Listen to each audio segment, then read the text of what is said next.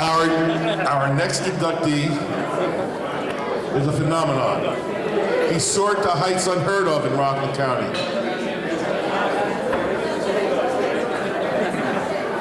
I'll wait.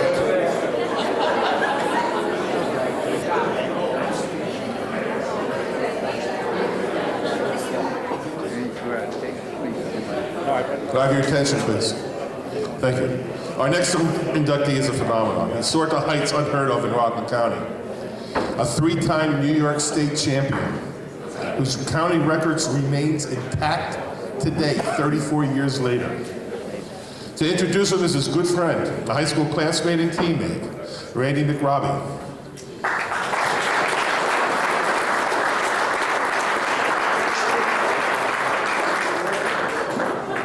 Good evening. I'd like to introduce my best friend since basically we were born. Rick and I were born 2 months apart, 1960. We lived 3 houses down from each other. So we've done everything together for the last 54 years. That included sports.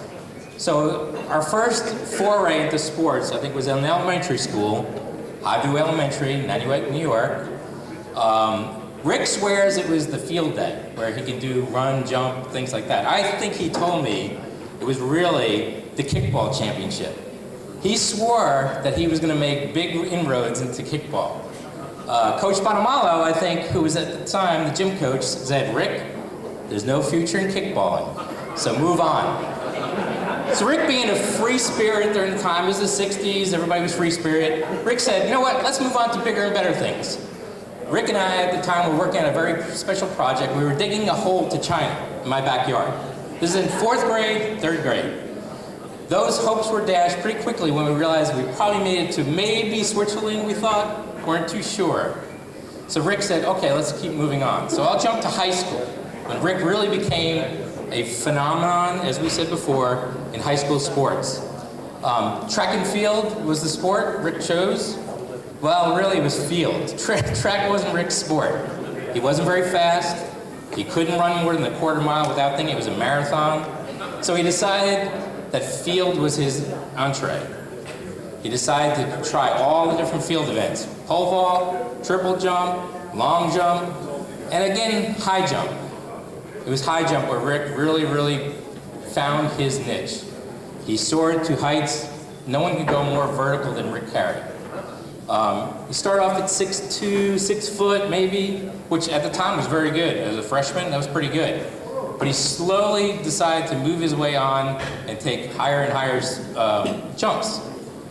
Quickly, Rick became a county powerhouse in the field in the event of high jumping. People don't realize how high certain things Rick did. And I'll give you a few little, some of Rick's records and things he did. Let me see here, just a few of them.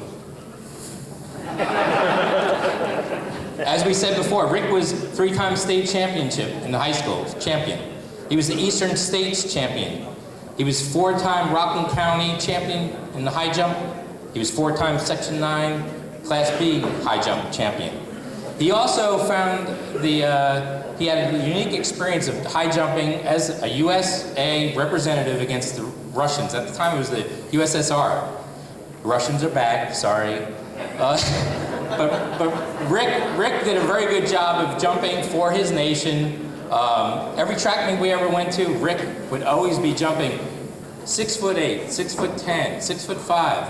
It kind of got annoying after a while. Us sprinters would sit in the back waiting for the bus as Rick was still high jumping, and Rick would be out there in his motion to high jump.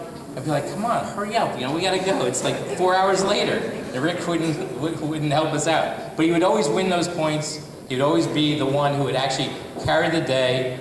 But the pinnacle of his career actually didn't end, but it was in 1977 in the spring at the Section B 9 championship, where Rick attempted the height of 7 feet 1/4 inch. And I was explaining this to my son. He was 15 years old, and I said, how high is 7 feet 1/4 inch? I said, well, see that door, or front door? I said, that's about 7 feet. I said, can you imagine jumping over that? He goes, well, he used a pole, right? I was like, no, he just ran and jumped over it. He to this day, he cannot figure that out.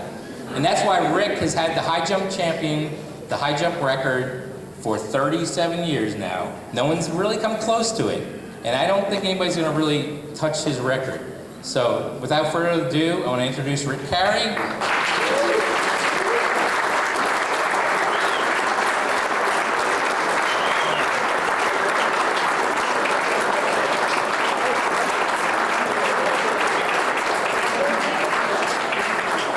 That's my best friend. Some of those stories are true. I'd like to start off in congratulating all the other inductees. It's really an honor. And I would like to thank Jamie Kepton, because I didn't even know he entered my name in the running this year, so I really like to thank you for that. I'd also like to thank the Rockland Sports Hall of Fame for tonight. And when Jamie first called me and told me that I was inducted, I sat back and I tried to figure out how I got to this point, what were the influences that affected the decisions that allowed me to be here standing in front of you today. That's kind of when I decided that there are a lot of people I need to thank. In no particular order, here they are. My parents, Randy McRobbie, Jimmy and Wendy McRobbie, Coach Bonamalo, Coach Colin Minga, Dave Hansen, Ed Denton, the 7th and 8th grade basketball team, Guy Zabonic, John and Joe DiLorenzo, the unnamed guys on the lower practice field in 1974, you know who you are. And there's a whole lot more that I have, and at least I'll try to explain why each of these people helped point me in this direction. First, my parents. That kind of goes without saying. The first time I had to really stand up to my father was when I told him I wasn't going to play freshman basketball, but instead run track. He fought me a little while, but he gave in pretty easily after all he had seen me play. Colin Minga, my 7th and 8th grade track coach, he was the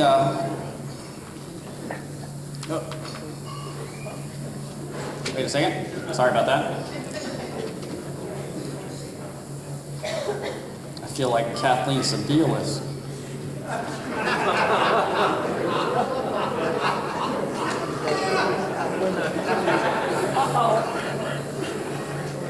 Okay. All right. First of all, Randy McRobbie. He's been my best friend since I can remember. Without him, I would have never considered running track. Jimmy and Wendy, just for being there, guiding us through our teenage years, and for putting up with us for so long. Coach Bonamalo, the first coach to realize my high jumping potential, and I did tie, it was during the Highview Field Day. I tied for first place with Teddy Fina at a great height of 3 feet, 11 inches.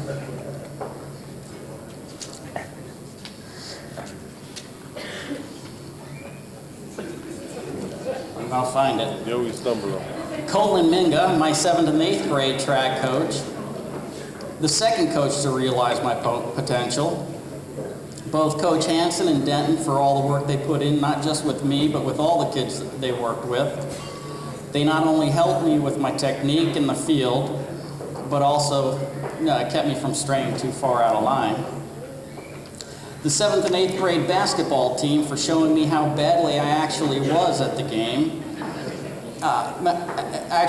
Coach Wright, after I jumped 7 feet, came up to me and said, "I didn't realize you could jump." Guy Zabonic, for after 7th grade basketball season was over, we were walking around to school, and we were deciding, what we were going to do, and the conversation kind of went like this: Hey Rick, what do you want to do? I don't know. What do you want to do? I don't know. Hey Guy, Randy's down at the gym joining the track team. Okay, let's go. So without Guy, who knows? John DiLorenzo, for being my friend since kindergarten. In 4th grade, I was over his house one Saturday and we decided to take this old cement bucket out into the swamp that was down the street from his house. We're out in the middle of the swamp and his brother Joe standing on the bank throwing rocks over our heads. Well, he hit a branch, rock hits me in the head. Head wounds do bleed quite a bit. Now this is where the unnamed guys from the lower practice field in 1974 come in. It was the spring of '74 and I was in 8th grade and it was the first day of track practice. I had spent 7th grade on the track as a pole vaulter and that's all I did was pole vault. And that's what I planned on doing again. Well, as we were jogging around the track, the guys on the lower practice field in 1974 were throwing dirt bombs up at the guys as they were running around the track. Having a flashback of getting hit in the head with a rock, I decided the only thing I could do was to make a U-turn and go over to where Cole and Mingo was practicing the high jump and finding out who was halfway decent. And that's actually how I started high jumping, was because I just didn't want to get hit in the head with a rock. So the moral of the story is basically that sometimes getting hit in the head with a rock can be a good thing. And that's all I have to say about that. Thanks for putting up with me.